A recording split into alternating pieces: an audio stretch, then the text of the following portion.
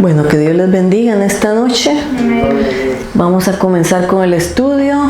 Estábamos en Mateo capítulo 15 y la semana pasada cubrimos de los versículos 1 al 20, así que voy a comenzar del 21 en adelante.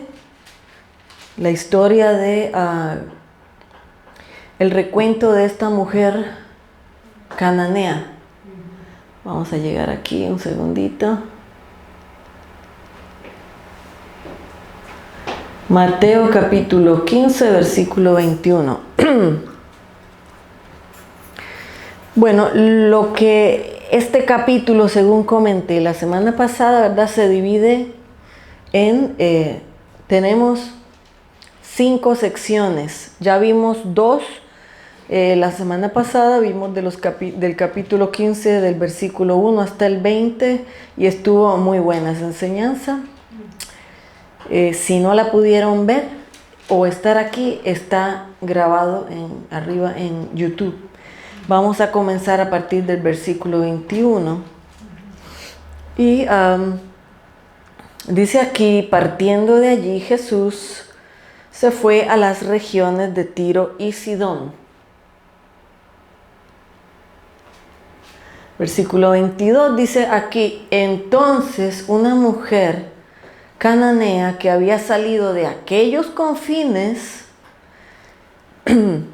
clamaba diciendo: ten compasión de mí, Señor, hijo de David. Mi hija está horriblemente endemoniada. Esta mujer no era judía, no era hebrea, era una mujer gentil de una región llamada Tiro y Sidón. Entonces le dice, lo reconoce, ¿verdad? Y le dice, clamando a gran voz: Jesús, hijo de David, ten compasión de mí, porque mi hija está horriblemente endemoniada. Pero él no le respondía palabra. Entonces se acercaron sus discípulos y le rogaron diciendo: despídela, pues grita, grita y grita detrás de nosotros. Dice aquí, él respondiendo, versículo 24, le dice: no fui enviado sino a las ovejas perdidas de la casa de Israel. O sea, le dijo, primero que nada, no le respondía. Pero cuando oyó la insistencia, ¿verdad? Y los discípulos le dicen, ya, pero córrela, dile que se vaya. Él le contesta, yo no fui enviado sino a las ovejas perdidas de la casa de Israel. Versículo 25 dice que ella entonces vino, se acercó y se postraba ante él diciendo: Señor, ayúdame. Y él respondió y dijo: no está bien tomar el pan de los hijos y echarlo a los perrillos. Pero ella le dijo: sí, Señor, pero aún los perros comen de las migajas que caen de la mesa de sus amos. Entonces, respondiendo Jesús, le dijo: oh mujer, grande es tu fe, hágase contigo como quieres. Y su hija quedó sana desde aquella hora. Entonces, ¿verdad? Vemos la fe que tenía esta mujer. Tenía una necesidad, un problema, una angustia horrible. Su hija estaba con un demonio y dice que estaba terriblemente endemoniada. De alguna forma, ¿verdad? Ella oyó de Jesús, escuchó de él, de los milagros que él hacía y del poder que él tenía. Y también reconoció ella que él era el hijo de David. O sea, el hijo de David es una expresión que se refiere al Mesías que el pueblo estaba esperando durante siglos. Ella lo reconoce, se acerca a él sabiendo que era su única esperanza, la única alternativa que ella pudo encontrar en ese momento fue acercarse al Mesías, y se postraba, dice ahí, ¿verdad? Dice que se postraba en una actitud de humillación, una actitud de humildad, sabiendo ella, reconociendo que ella no era del pueblo de Israel. Y notamos aquí una cosa, versículo 24, cuando dice, 23, dice, pero él no le respondía palabra. muchos podrían pensar que Jesús estaba con una actitud de arrogancia o de soberbia. No le respondía palabra, pero ese no es el caso del Señor. El Señor estaba poniendo a prueba a esta mujer. ¿Cómo lo sé? ¿Cómo terminaron las cosas?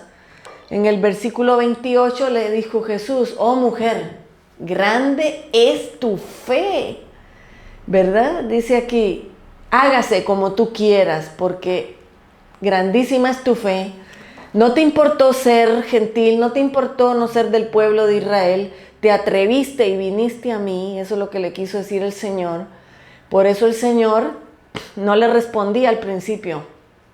No porque el Señor fuera una persona que humillara a nadie, ni despreciara a nadie. Sin embargo, Él le dijo: yo fui mandado, enviado a las ovejas perdidas de Israel. Y es verdad. El objetivo que le dio el Padre a Él, la encomienda fue, primero que nada, ir a Israel y predicarle a su pueblo, ¿verdad? Y ofrecer la salvación a su pueblo. Y sabemos que su pueblo en la mayoría lo rechazó. A lo suyo vino y los suyos no lo reconocieron, no lo recibieron, ¿verdad? Lamentablemente, la mayoría no aceptó a Jesús como el Mesías, sino que lo crucificaron, lo despreciaron. Y Jesús hace aquí esta anotación acerca de esta mujer. Le dijo: oh mujer, grande es tu fe, porque de todas maneras la mujer se hubiera podido achicar cuando Él le dijo: yo solo fui enviado a las ovejas perdidas de Israel. Pero la mujer no se achicó, no se acobardó, y le contesta con una tremenda respuesta. Le dice: sí, Señor, sí, yo sé que tú fuiste enviado a Israel, pero es que hasta los perros comen lo que cae de la mesa de sus amos.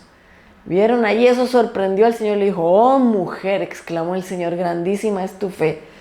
Por esa fe, tu hija es sanada, que se haga contigo como quieras.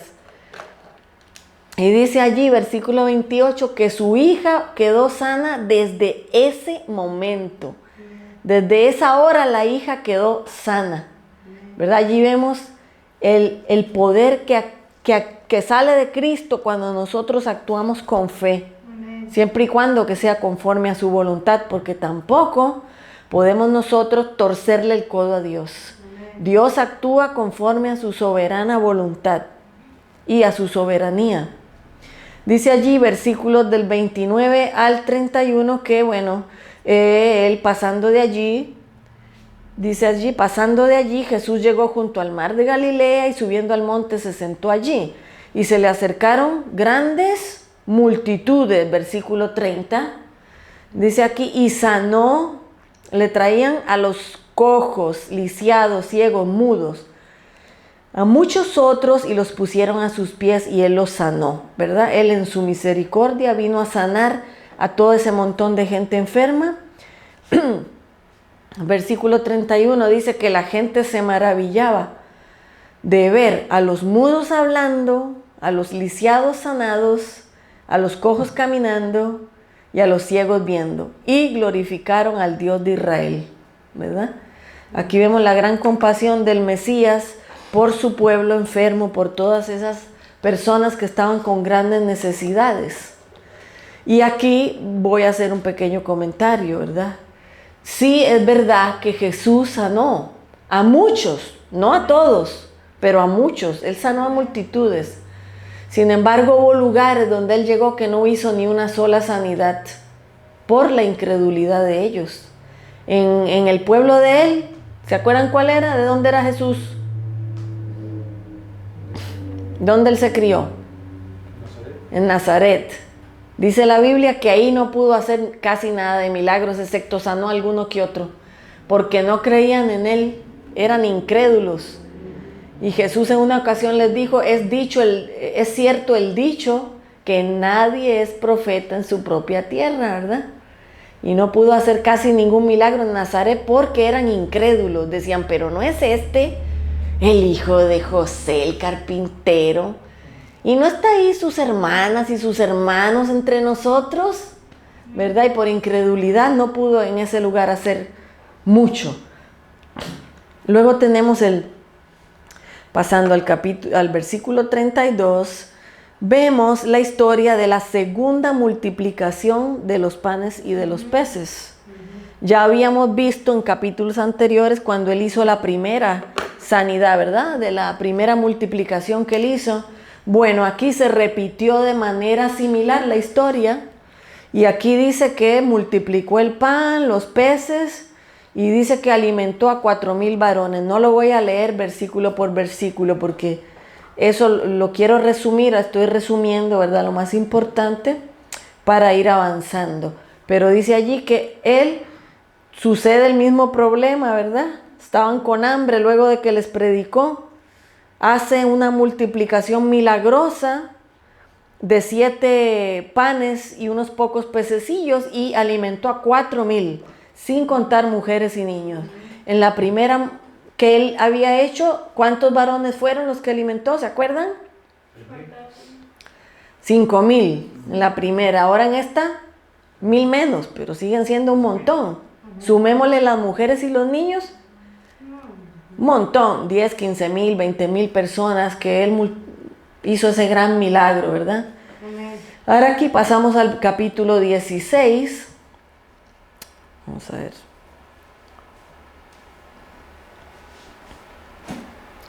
Versículo 1, capítulo 16, versículo 1.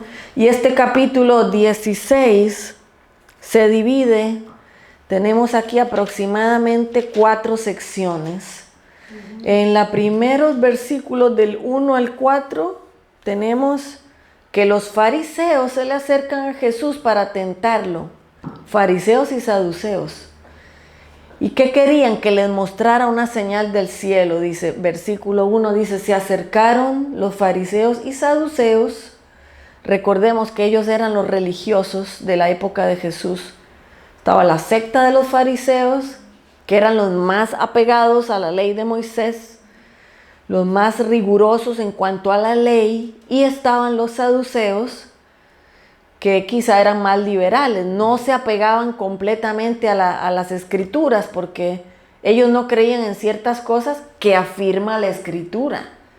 Los saduceos no creían en la existencia de ángeles, ¿verdad? Ni de espíritus. Y cuando eso está clarito en todo el Antiguo Testamento, no creían en la resurrección de los muertos. Entonces tenemos a ese grupo que eran los saduceos, tenemos a los fariseos que eran los más estrictos en cuanto a la ley.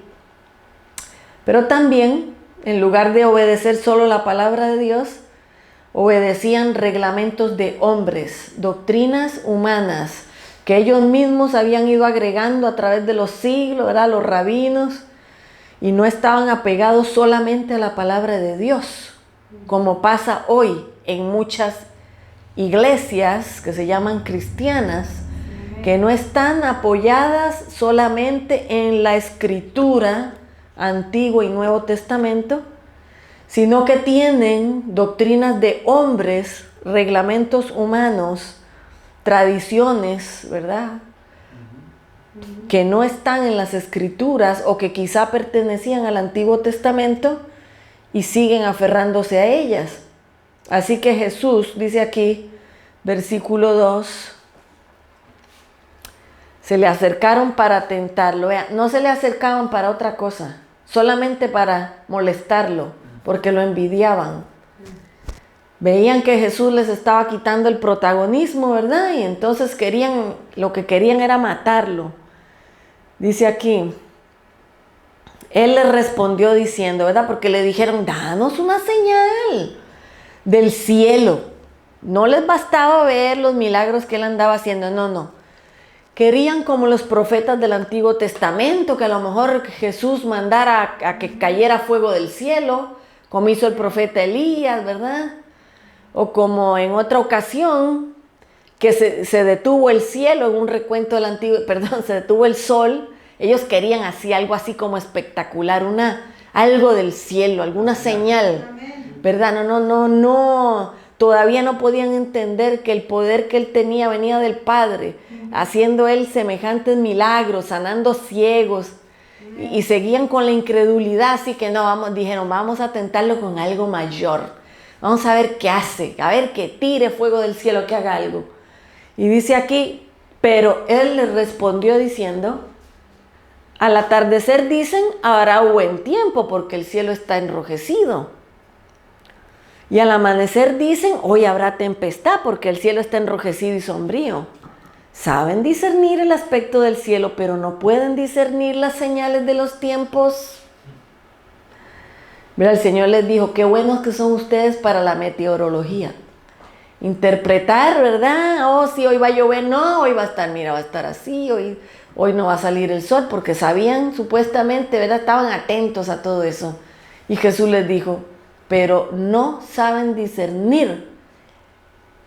¿Qué les quiso decir? No se dan cuenta que yo soy el Mesías, no se dan cuenta, ¿verdad? No se daban cuenta de que a ellos había venido el Salvador, sino que estaban más preocupados por las cosas externas. Y les dijo, Jesús les contestó en el versículo 4, dice, esta generación perversa y adúltera pide una señal milagrosa, pero no les será dada otra señal que la de Jonás. Y dejándolo se retiró, ¿verdad? Jesús no quiso cumplirles el capricho, porque ese era un capricho que realmente ellos no tenían fe en él. Lo que querían era ponerlo a prueba, ¿verdad? Y al Jesús no hacerlo, entonces criticarlo. Así que el Señor les dijo que el Señor verdaderamente no tenía pelos en la lengua como nosotros a veces. Estos perversos y adúlteros quieren que yo les haga el milagro del cielo, pero no les voy a dar nada, solamente la señal de Jonás. ¿Y qué podemos comentar sobre eso de la señal de Jonás? Recordamos el profeta Jonás en el Antiguo Testamento, ¿verdad? Que por desobediente y rebelde le tocó estar, ¿cuánto le tocó estar dentro de la ballena? 3 días y 3 noches, ¿verdad? Y por rebelde le tocó ese castigo de estar allí 3 días y 3 noches. ¿A qué lo había mandado Dios? ¿A qué? ¿A que predicara qué cosa? Arrepentimiento. Y él dijo, no me interesa eso, me voy para otro lado. Y Dios lo agarró y le dijo así, con que te vas para otro lado, no te preocupes, que tú vas a llegar de una forma o de otra y no te va a agradar. Amén. No va a ser muy grato para ti. Y se lo llevó en la ballena, ¿verdad? Y sabemos que salió, lo escupió, lo vomitó la ballena al tercer día y fue y predicó, le tocó porque le tocó. Y dice la Biblia que fue a esa gran ciudad que se llamaba Nínive, que tardaba 3 días a pie para poder, desde empezar hasta terminar, 3 días caminando allí, 3 días caminando. Y dice la Biblia que comenzó a predicar que se arrepintieran porque Dios en 40 días iba a aniquilar hombre, bestia, animal, todo, ¿verdad? Y Jonás ahí empezó a caminar y a predicar que se arrepintieran, ¿verdad? ¿Y qué pasó con esa gente perversa y adúltera? Se arrepintió. ¿Qué cosa? Porque la Biblia dice que Nínive eso era una ciudad donde la maldad llegó hasta Dios. La maldad, la violencia, el pecado. ¿Por qué Dios iba a destruirlos? Porque estaban hasta el colmo del pecado y de la violencia y de la maldad, ¿verdad? Y de las aberraciones en contra de Dios. Porque Dios no los iba a destruir solo por capricho. Era una generación perversa y malvada. Y Jesús le dijo a estos, ustedes son generación perversa y malvada. Y ahí está el Señor predicándoles que se arrepintieran, ¿verdad? Y en lugar de arrepentirse y autoexaminarse, que es lo que el Señor quiere de nosotros, no, comenzaron a planear cómo matarlo, ¿no? Así que el Señor les dijo, tenemos el recuento en Marcos 8 y en Lucas 12, ¿verdad? No les será dada otra señal más que la de Jonás. Y en el otro evangelio dice, porque así como Jonás estuvo en el vientre del pez 3 días y 3 noches, así estará el Hijo del Hombre en el corazón de la tierra 3 días y 3 noches. Y sabemos que eso se refiere a cuando Cristo fue a la cruz, ¿verdad? Fue enterrado en esa tumba, estuvo, la Biblia dice, 3 días y 3 noches allí, y al tercer día resucitó de entre los muertos, ¿verdad? Y esa ciudad de Nínive, dice ahí la Biblia, que desde el rey hasta el último animal se pusieron en ayuno. Se pusieron de rodillas a pedir la misericordia de Dios y se arrepintieron. Se arrepintieron en saco y en ceniza, ¿verdad? Que eso eran elementos ásperos, el saco, ¿verdad? Una tela áspera. Y se echaban ceniza por la cabeza en señal de duelo y de arrepentimiento. Y Dios los perdonó. A pesar de que el profeta todavía se andaba quejando, qué barbaridad, ¿verdad? Pero esta generación dice, solamente le voy a dar esa señal, ¿verdad? Así como Jonás le tocó estar 3 días y 3 noches en el pez, yo también voy a estar por los pecados de ustedes 3 días y 3 noches en el corazón de la tierra, ¿verdad? Entendemos, muerto, ¿verdad? Eso es a eso es que se refiere, la muerte. Pero resucitó al tercer día. Amén. Amén. Tenemos el recuento siguiente en el versículo 5, del 5 al 12, ¿verdad? Dice aquí, la levadura de los fariseos y saduceos. Bueno, ¿cuál era el problema más grande de los fariseos y los saduceos? Aparte que andaban provocando a Jesús, que lo envidiaban, el problema era la enseñanza que ellos tenían.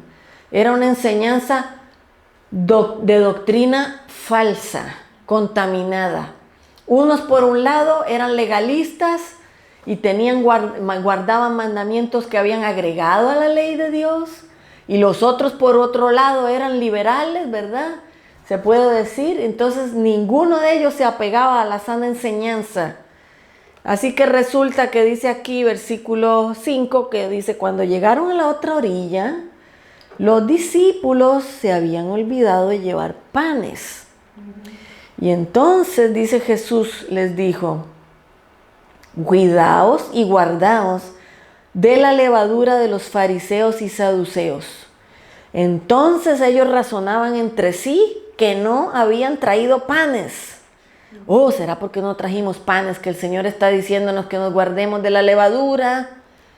Ellos entendían todo, ¿verdad? Estaban con la mente entenebrecida todavía, no captaban que Jesús, que Jesús estaba refiriéndose a lo espiritual, que la levadura se compara él lo comparó a la doctrina, a la mala doctrina, a la enseñanza incorrecta. ¿Por qué? Bueno, porque así como un poquito de levadura, ¿verdad? Cuando hacemos pan, no necesito yo echarle 2 tazas de levadura a la masa. A veces que hago pizza casera. Una cucharada basta para hacer un poquito más de medio kilo. Se deja allí, se mezcla todo, se deja por allí, comienza a subir todo, ¿verdad? Ese poquito de levadura afecta a toda la masa. Y toda la masa sube a causa de ese poquito que le echamos de levadura. Jesús está diciendo con eso que se guardaran de las falsas doctrinas que tenían esa secta de los fariseos y los saduceos, ¿verdad? Porque basta un poquito de falsa doctrina para que se contamine todo. Eso es lo que el Señor les quiso decir. Por eso es tan importante el estudio sistemático de la palabra de Dios, especialmente la del Nuevo Testamento, aunque claro que también el Antiguo Testamento, ¿verdad? Pero el Antiguo Testamento ahora lo interpretamos a la luz del Nuevo Testamento, ¿verdad? Ya no estamos sujetos a estar con leyes dietéticas y con ceremonias de guardar días y guardar solemnidades. Eso era sombra de lo que sería la venida de Cristo. Entonces Jesús les dijo, cuídense de las falsas doctrinas. Hay creyentes que están en iglesias y no saben discernir nada. Oyen todo, se lo comen todo, no leen la Biblia o no la estudian y cualquiera los engaña fácilmente.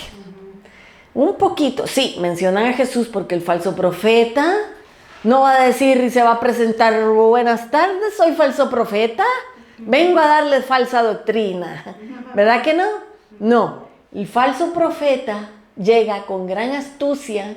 Por eso Jesús dijo, son lobos vestidos de ovejas, porque los falsos profetas no parecen falsos profetas. De primera apariencia parecen muy santos y muy wow, muy increíbles, muy cristianos y todo. Y parecen muy exitosos y verdad. Y mientras más gente tienen en la iglesia muchas veces, ellos creen que eso es señal de bendición y que Dios los está bendiciendo. No necesariamente. No necesariamente. ¿Verdad?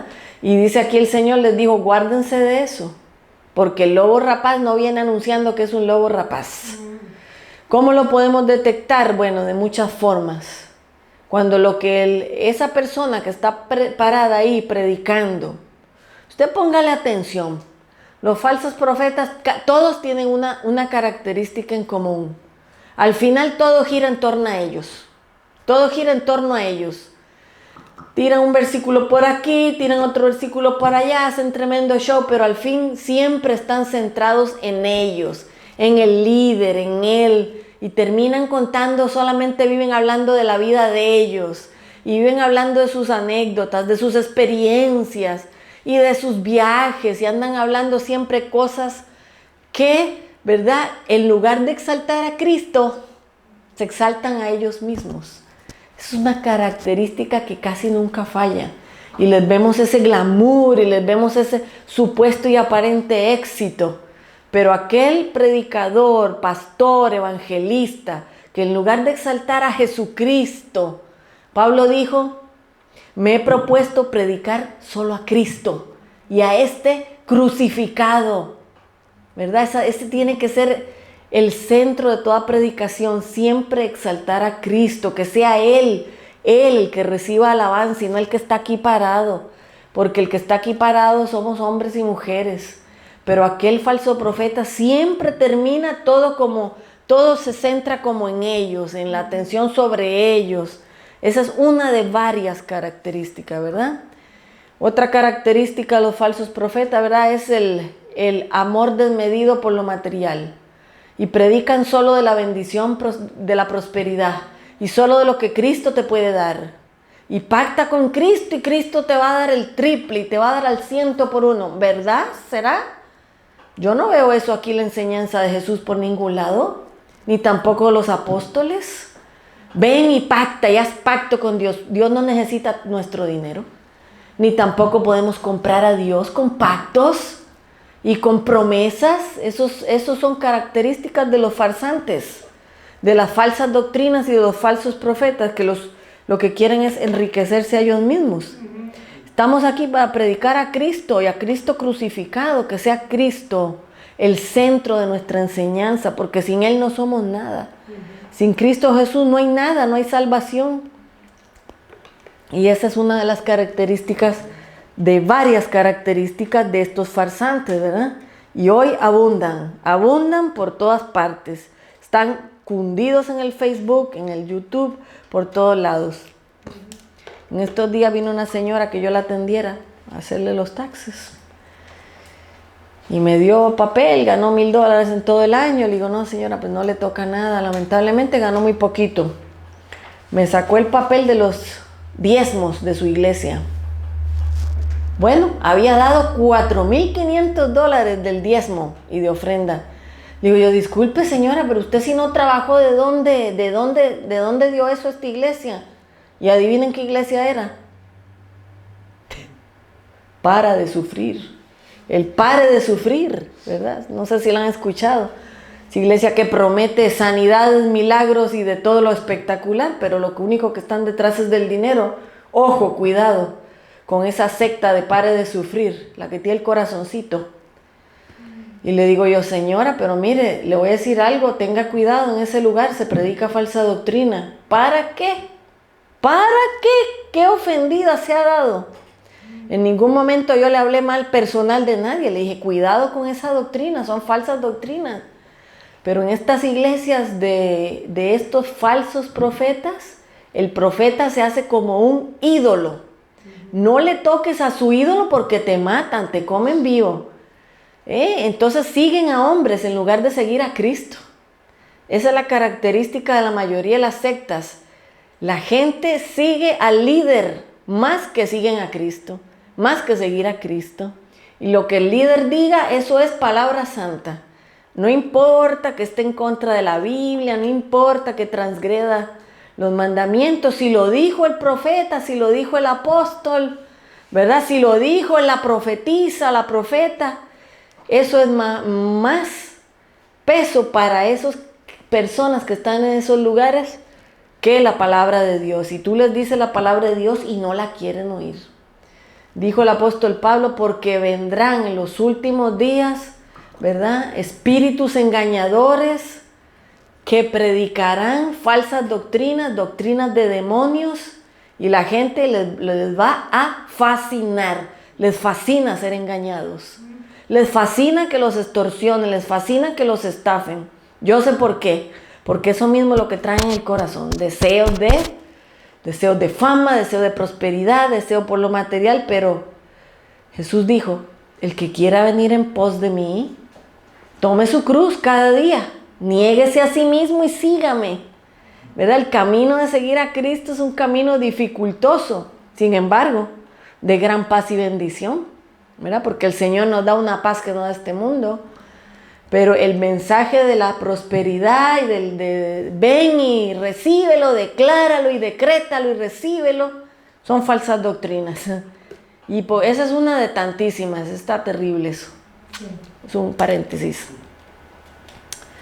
Así que el Señor les dijo, versículo 9, les dijo, ¿no entendéis todavía? ¿Todavía no entienden?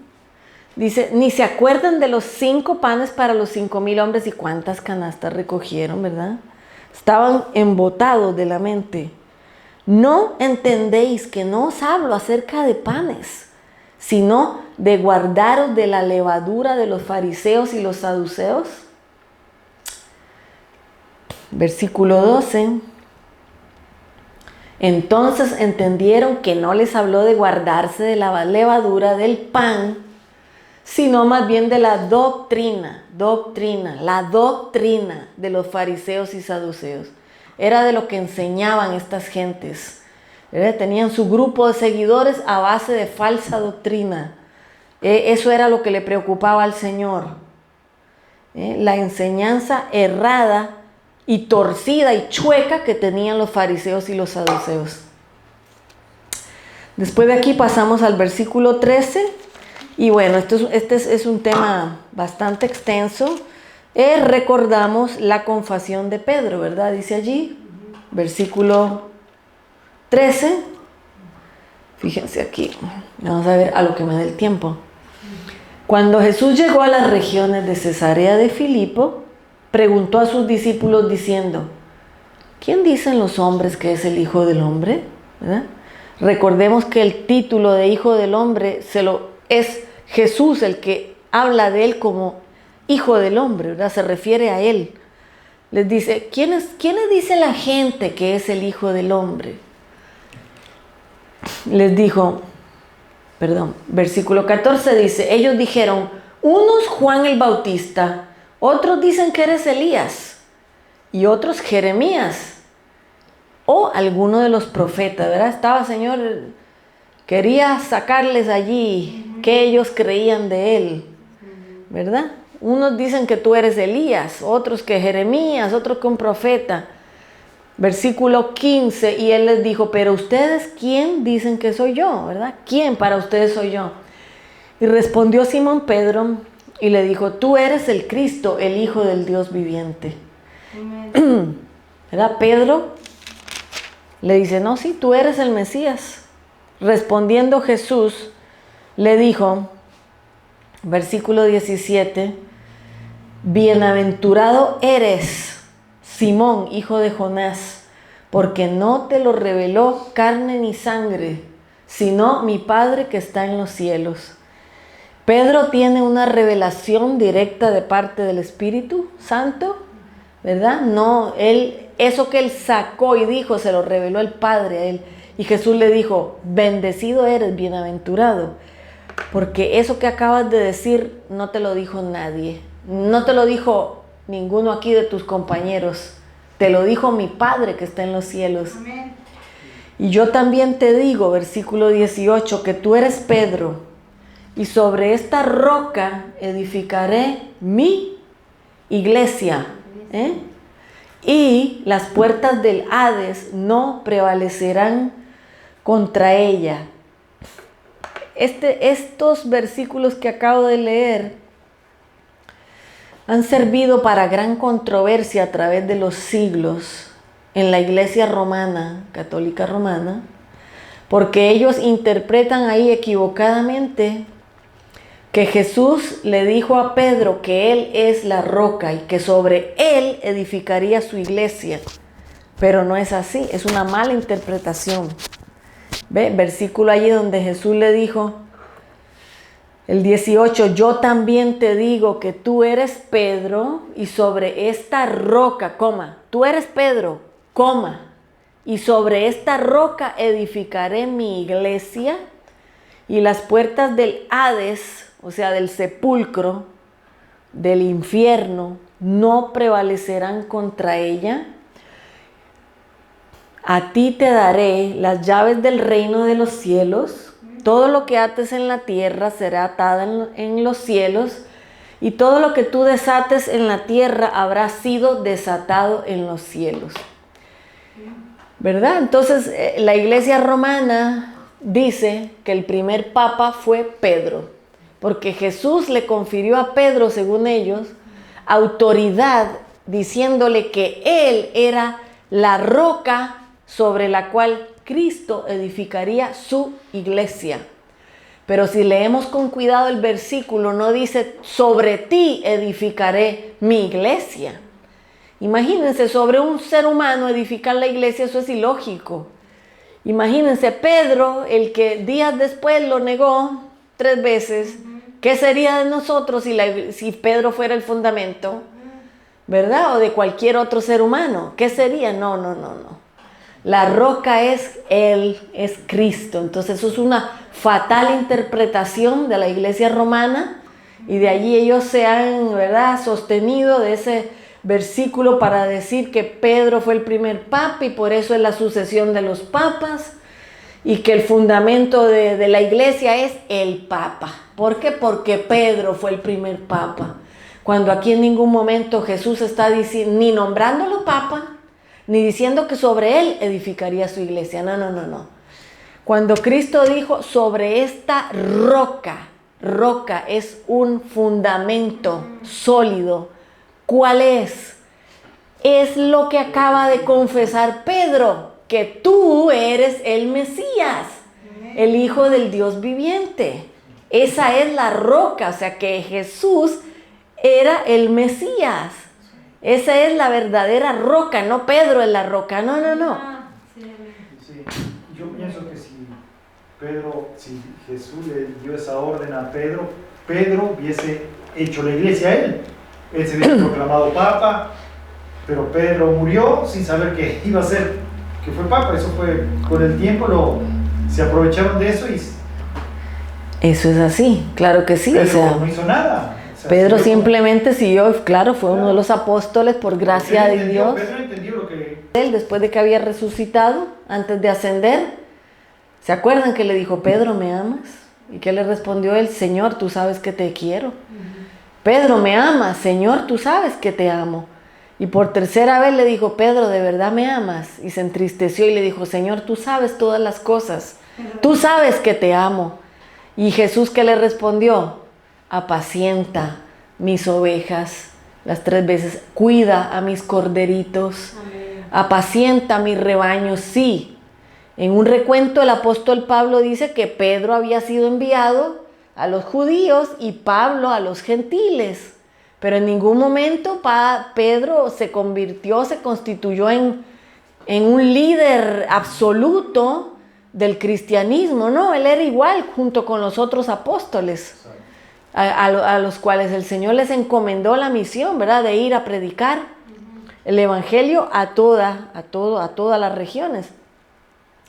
Así que eso es una herejía por parte de la Iglesia romana, decir que un hombre es la roca, que un hombre es el fundamento, ¿verdad? No, no, no, no. Cristo es la roca, Él es el fundamento sobre el cual, dice el apóstol Pablo, todo el edificio va siendo construido, unido, coyuntura con coyuntura, que es el cuerpo de Cristo. Él es la fundación, Él es la base. Sobre Cristo está fundada la iglesia, porque sin Cristo no hubiera iglesia, no hubiera nada, ¿verdad? Y sobre la doctrina y la enseñanza de Jesús y de los apóstoles, ¿verdad? Ese es el fundamento del cristianismo. No es una ciudad, no es Roma, no es un edificio, no son catedrales, eso nada tiene que ver. Es la persona de Jesús, la roca y el fundamento del cristianismo, ¿verdad? Y ahora aquí dice, yo les voy a ver, ahorita vamos a leer unos versículos que sustentan, tanto en el Nuevo Testamento como en el Antiguo, quién es la roca, porque la Biblia se interpreta con la Biblia. No estamos para andar interpretando con nuestros pensamientos ni con lo que a mí me parece. La Biblia se interpreta con la misma Biblia, con la Escritura se interpreta la Escritura. Así que le voy a leer aquí en Romanos capítulo 9, versículo 33, el apóstol Pablo dice, Romanos 9:33, dice aquí, como está escrito, he aquí pongo en Sión piedra de tropiezo y roca de caída, el que crea en él no será avergonzado.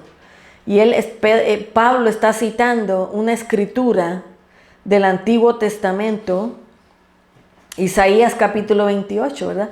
Dice aquí, he aquí pongo en Sión, estaba profetizado que vendría a Sión una roca de tropiezo y roca de caída. ¿Para quién? Para los judíos.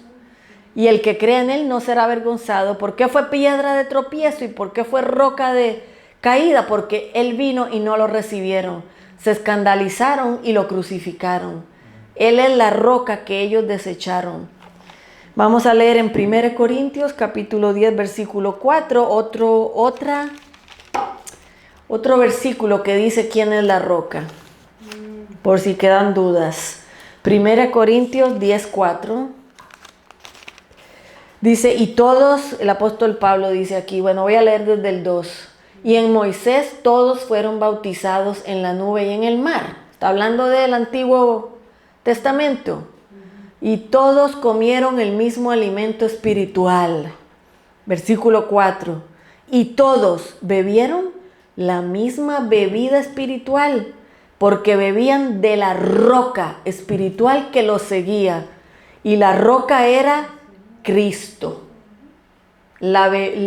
Cuando el pueblo de Israel estuvo en el desierto, que en el día, ¿verdad? En el día los alumbraba.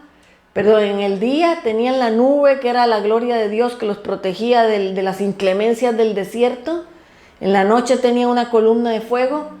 Y cuando dice en una ocasión que se quedaron, no tenían agua, ¿verdad? Y de la roca manó agua para que ellos bebieran. Y dice Pablo que esa roca era Cristo, el Mesías, que en espíritu estaba con ellos en el Antiguo Testamento, ¿verdad? La roca era el Mesías. Y dice que de él bebían todos, porque Cristo no existió cuando nació en Belén. Cristo existía desde la eternidad junto con Dios, junto con el Padre, porque él mismo es Dios. Para Moisés era más fácil sacar agua de la tierra, que es lo más lógico, golpear la tierra y que salga el agua, porque el agua siempre está en la tierra, no en la roca. Sí. Esta es la analogía. Eso nos hace ver que Jesucristo es la roca, es el único. Le voy a leer Deuteronomio 32:4 en el Antiguo Testamento. Deuteronomio capítulo 32, versículo 4. Dice, Él es la roca cuya obra es perfecta, todos sus caminos son justos, Dios de fidelidad, sin injusticia, justo y recto es Él. Y dice que Él es la roca con mayúscula. pero hay montones de versículos que dicen que Él es la roca y no puedo ahora. Primera de Samuel, capítulo 2, versículo 2. Primera de Samuel 2:2. Dice aquí: nadie hay sagrado como Jehová, porque no hay nadie como tú, ni hay roca como el Dios nuestro. Amén. Ahí mismo el versículo 3, el capítulo 22, versículo 2 y 3 de Primera de Samuel 22, 2 y 3 dice: y todo el que estaba oprimido, Segunda de Samuel 22, 2 y 3.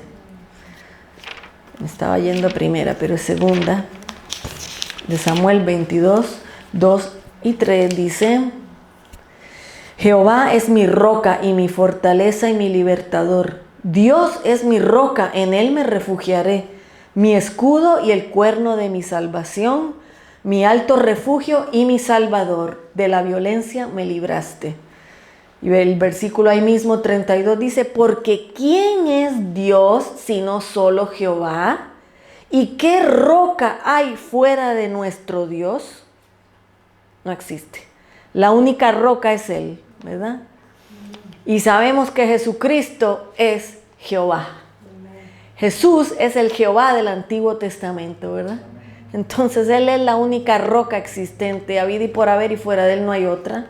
O sea, Él es el fundamento de todo, de todos nosotros y de nuestra fe. Voy a avanzar con 2 versículos más y hasta allí lo vamos a dejar hoy, porque está bien. Semana que entra voy a tocar, allí sigue una enseñanza también bien profunda, digna de el siguiente estudio. Pero dice el versículo 19, donde estábamos, que Jesús le dijo, bueno, aquí viene también la mala interpretación: a ti te daré las llaves del reino de los cielos, todo lo que ates en la tierra habrá sido atado en el cielo, y lo que desates en la tierra habrá sido desatado en los cielos. Bueno, la doctrina católica, ¿verdad?, dice que como Dios le dijo eso a Pedro, por eso el Papa, que es el sucesor de Pedro, tiene semejante autoridad de atar y desatar, o sea, de dar todo lo que el Papa, ellos dicen que el Papa habla, dicen que es palabra de Dios, o sea, que hay que obedecerlo. ¿Me comprende? Porque él dice allí, como Pedro es el Papa, el primer Papa, entonces todos los papas son sucesores de Pedro. Por tanto, ellos dicen que ellos son los únicos que tienen la verdad y las llaves para operar todo en el cristianismo. ¿Por qué? Porque son los sucesores de Pedro, los papas, ¿ven? Pero aquí no se refiere a eso. Lo que eso se refiere es la autoridad que Cristo le confiere a la iglesia en lo que concierne a la disciplina dentro de la iglesia.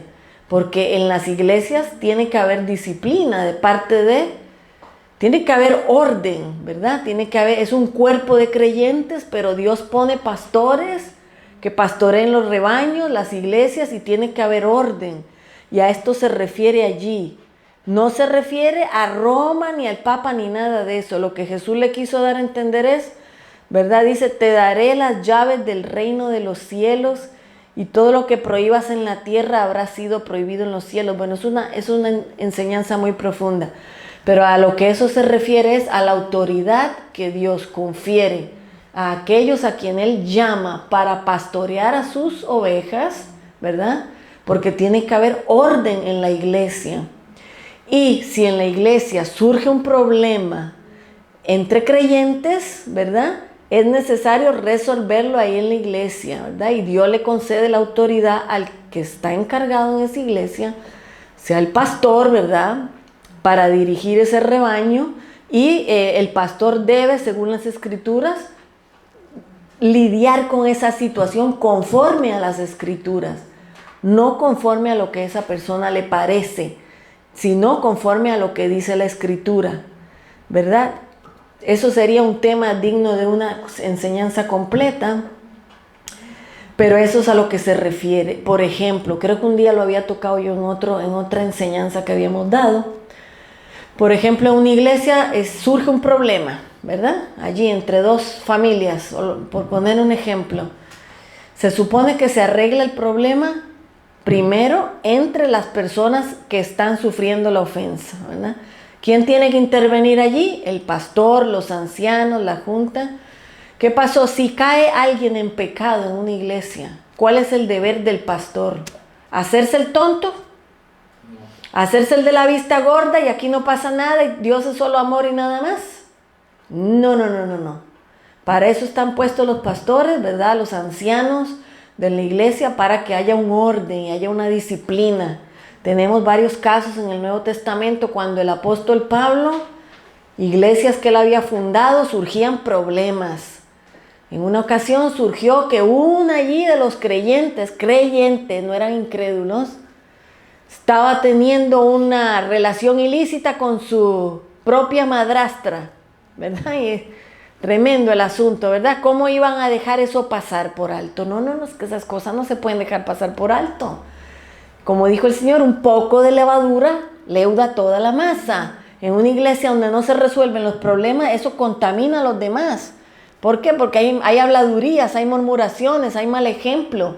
No, el pastor y los líderes están para lidiar con esas situaciones con amor, pero con la escritura, ¿verdad? Y a eso es que se refiere. Y cuando a un miembro de una iglesia que es creyente, no estoy hablando de incrédulos, está en una congregación y está bajo la tutoría de un pastor o bajo la enseñanza, la iglesia, un pastor que anda conforme a las escrituras, ¿verdad?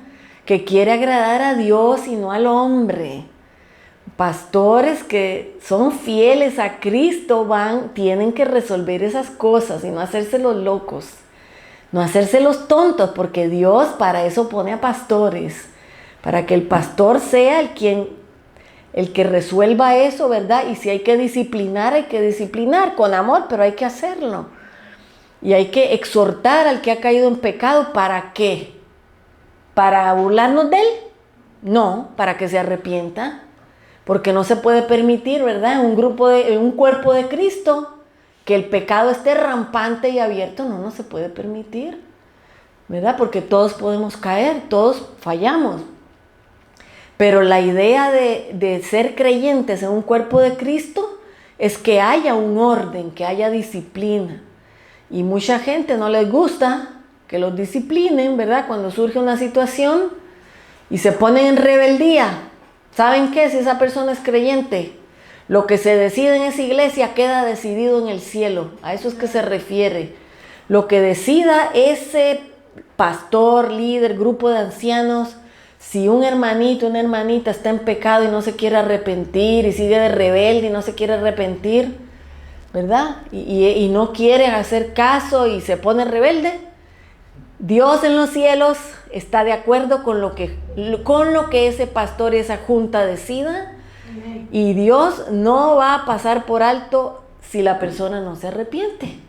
Así que lo que quedó establecido en esa situación, Dios lo va a apoyar y lo va a respaldar, porque para eso Él puso apóstoles, profetas, pastores, maestros, etcétera, etcétera. Porque tiene que haber en la iglesia un orden y tiene que haber, ¿verdad?, un gobierno que se deje llevar por las escrituras. Así que donde una iglesia hay desorden y no se arregla ese desorden, hay problemas. Si en una iglesia, ¿verdad?, hay pecado abierto y no se llama la atención para exhortar con amor, para corregir, para hacerle ver a esa persona que está mal delante de Dios, ese pastor dará cuentas a Dios por permitir eso, porque no es esa la voluntad del Señor. El Señor quiere habitar en un templo limpio, en un santuario que somos nosotros, el templo del Espíritu Santo, y no puede haber pecado en el cuerpo de Cristo. Y si hay pecado que se conoce y se da a conocer, es necesario tratar con ese pecado.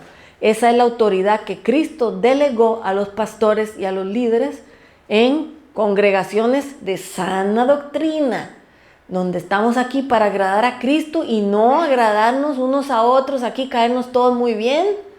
¿Pero qué? ¿Y si andamos mal, no, así lo vamos a hacer los tontos? No.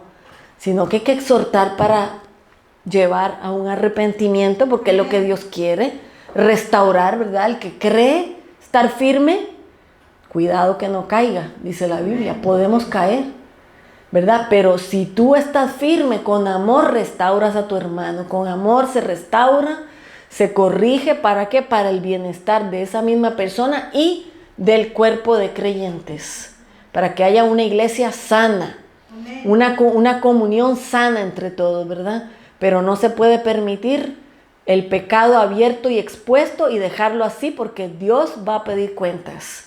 Y le va a pedir cuentas al que está de líder, o a los ancianos que están, ¿verdad?, de líderes.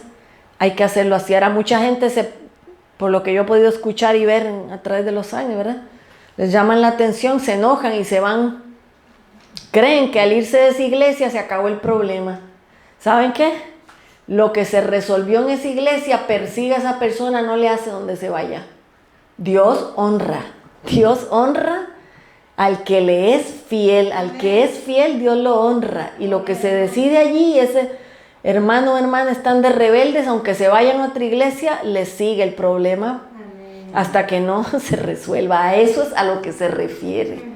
Lo que se resolvió aquí, Dios lo respalda siempre y cuando esté según las Escrituras.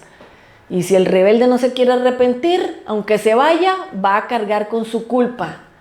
A ese que no se quiso arrepentir, Pablo le dijo, lo entregué a Satanás para que su cuerpo sea destruido con tal de que el alma se salve en aquel día. Está fuerte, ¿no? Se lo entregué a Satanás. Esa es la autoridad que Dios delegó sobre los líderes que son fieles a Él. ¿Por qué? Pues si no quería arrepentirse, pero sabemos que se arrepintió. Y ese es otro tema porque está escrito en las epístolas allí de Pablo. 1 y 2 de Corintios. Bueno, lo vamos a dejar por aquí, ¿verdad? Gracias por venir, que Dios les bendiga. Si hay preguntas, estamos para contestar preguntas o comentarios, ¿verdad? Lo que queremos es aprender lo que dice la palabra de Dios, y yendo capítulo por capítulo, aunque digamos, oh, qué monótono, capítulo por capítulo, pero es que cada capítulo tiene mucha enseñanza. Amén. Amén. Bueno, vamos a ponernos de pie para tener la oración.